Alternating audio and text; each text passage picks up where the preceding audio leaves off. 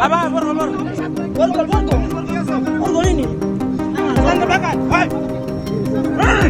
Jumlah barang bukti mulai 2025 Januari sampai sekarang itu sebanyak 97.359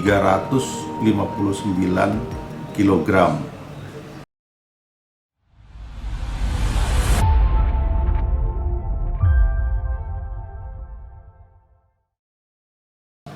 Kasus narkotika di Polda Papua ini lebih banyak ganja, didomisili oleh ganja.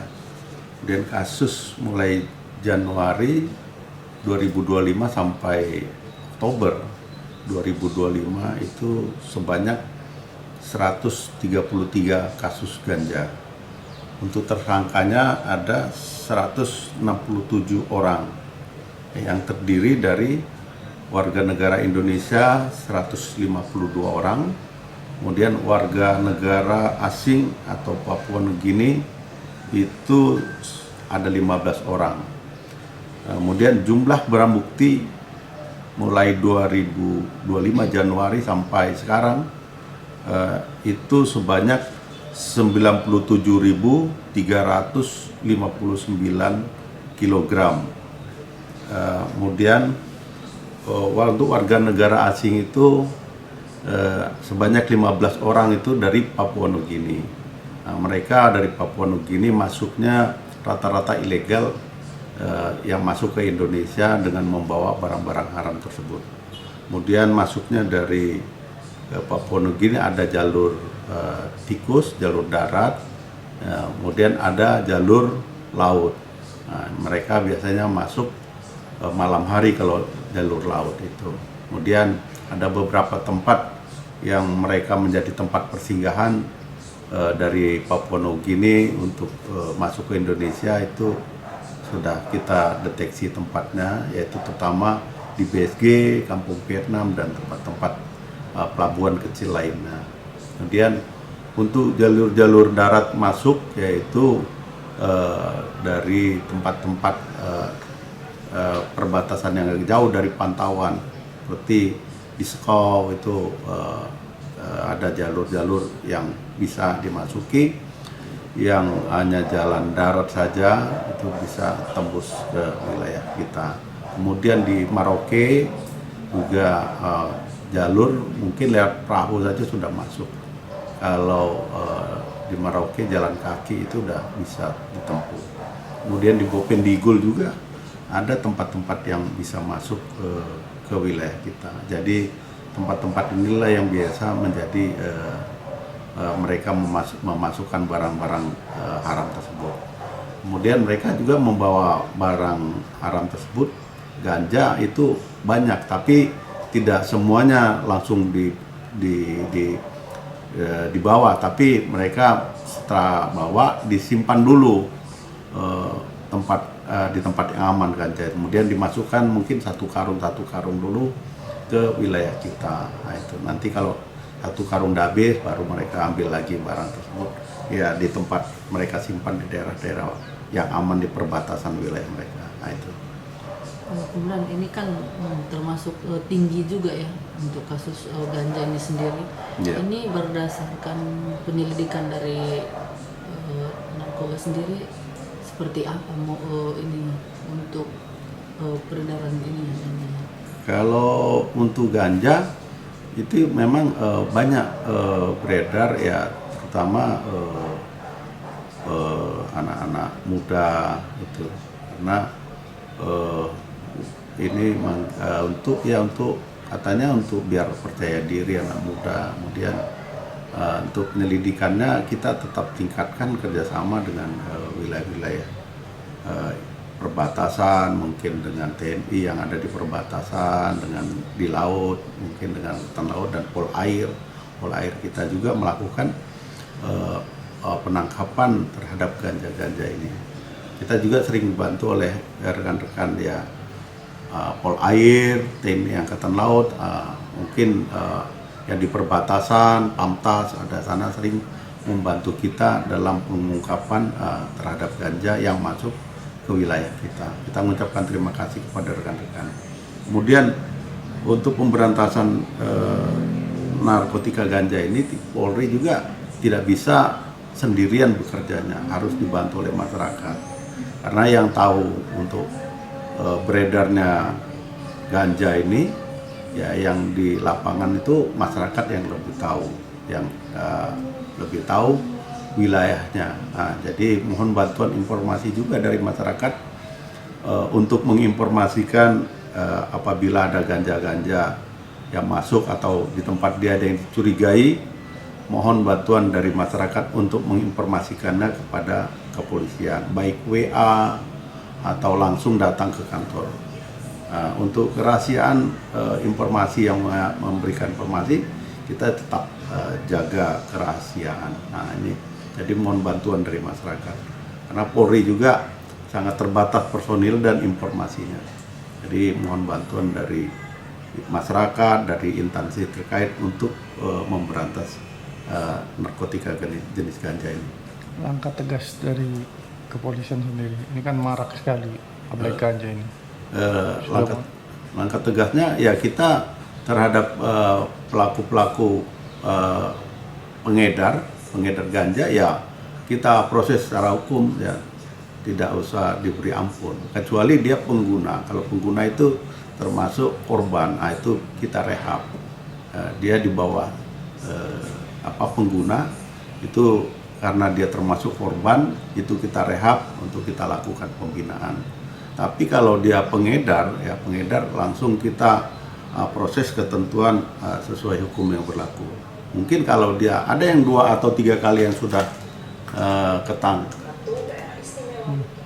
ketangkap, ya itu kita akan menjadi pertimbangan kalau dia ketangkap lagi. Ada yang sudah lepas, dilepas, ketangkap lagi. Nah, itu jadi pertimbangan untuk hakim dalam memutuskan. Tapi kita masukkan juga dalam berkas perkara itu dia sudah berapa kali, sudah pernah tertangkap.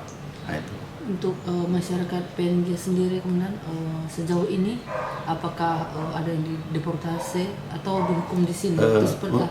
Untuk warga negara asing dia kita hukum sini, nanti baru selesai baru kita deportasi. Nah, kita kerjasama dengan imigrasi dan lapas untuk pemantauannya. Nah, itu. Tapi menjalani hukuman dulu di Indonesia dia. Sudah habis baru kita deportasi. Tapi kalau dia umpamanya tidak terbukti atau Anda curigai, kita kita kerjasama dengan perwakilan dari Papua Nugini, sini ada perwakilan dan imigrasi, kita deportasi. Seperti warga negara asing kemarin, warga negara Australia pengguna sabu-sabu, kita deportasi, dia selaku pengguna.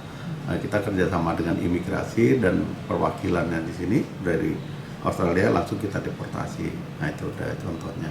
Tapi kalau nanti dari Papua Nugini, kalau dia pengguna, ya kita deportasi. Kita kerjasama dengan imigrasi dan perwakilan dari Papua Nugini yang ada di Indonesia, di Papua ini. Terakhir kemudian himbauannya? Ya, kami mohon bantuan kepada masyarakat sekitar untuk memberikan informasi terhadap kami apabila ada yang dicurigai di sekitarnya ada pengguna atau pengedar narkotika, terutama jenis ganja, untuk memberikan informasi. Karena pemberantasan narkotika itu tidak bisa kepolisian sendiri dalam memberantas, harus bersama-sama kita memberantas narkotika ganja ini. Terima kasih apabila ada informasi, kita sama-sama menjaga wilayah kita. Terima kasih. Himbauan untuk para ini kemudian, karena kan masih banyak saja kasus yang serupa terjadi, khususnya untuk para pengedar ganja. Apa himbauannya, bahwasanya akan hukuman seperti apa sih yang akan didapatkan para pengedar itu atau pengguna sekalipun? Kalau pengedar, dia pengedar itu sudah jelas hukumannya. Di atas gak ada dendanya aja sekarang itu 2 miliar, tidak ada yang 100 juta. Itu dendanya itu ancaman hukumannya 12 tahun. 12 tahun untuk para pengedar ganja ya udah jelas. Paling rendah itu 10 tahun. Gitu. Kemudian untuk dendanya itu di atas 5 miliar, ya. Udah diperberat sekarang ancaman hukumannya. Jadi kalau dia pengedar sudah jelas, apalagi dia sudah beberapa kali malah tertangkap, ya sudah lebih berat lagi nanti ancaman hukumannya. Nah, itu. Dari yang tertangkap ini khususnya baik dari Indonesia sendiri? 1-2 orang ada yang beberapa kali kita tangkap, ada dari orang ini yang tahun 2025 dari warga negara Indonesia sendiri ataupun warga negara asing, ada yang sudah beberapa kali melakukan tindak pidana narkotika selaku pengedarnya. Nah itu kita limpahkan menjadi pertimbangan hakim untuk memutuskan. Nah, itu. Jadi, putusan yang lalu tetap kita lampirkan juga. Untuk warga negara asing juga berapa kali kita tangkap, ini dan 2 kali dia melakukan tindak pidana penjualan narkotika jenis ganja. Itu. Setelah diselidiki Komandan, apa dari mereka sendiri? Apakah memang faktor ekonomi atau seperti apa? Ya rata-rata memang ekonomi ya, ekonomi ya yang kedua untuk ya barter. Kalau dari Papua Nugini itu ada yang dibarter dengan sepeda motor. Sepeda motor dia dari sini jual motor ke sana ke Papua Nugini, di sini ganjal diterima. Nah itu juga motornya ya mungkin motor curian kan kita tidak tahu. Tapi rata-rata beberapa yang kita tangkap tidak ada suratnya gitu.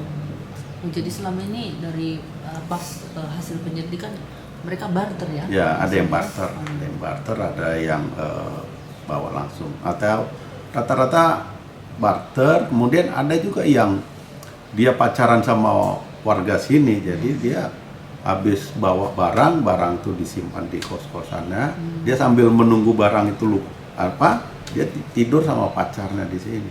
Ada ya sudah dibilang nikah belum, tapi sudah punya kos-kosan di sini dia itu. Oh gitu ya. Ya jadi dia sudah tinggal serumah, ya dibilang pacar. Kalau nikah kan belum ada resminya, tapi ya mereka sudah tinggal lama di situ. Tinggal sambil menunggu barang dia sudah tinggal di kos itu sebulan 2 bulan. Tinggal di sini. Ini kan dia masuknya juga kadang yang memang nggak resmi masuknya. Ilegal ya. Ilegal, rata-rata ilegal.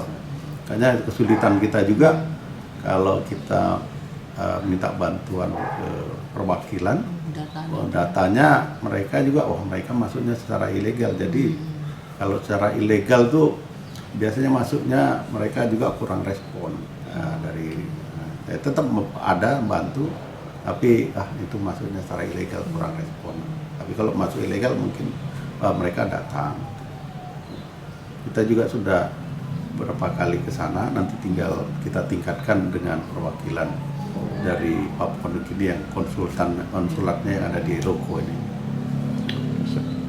Download Tribun X sekarang, menghadirkan lokal menjadi Indonesia.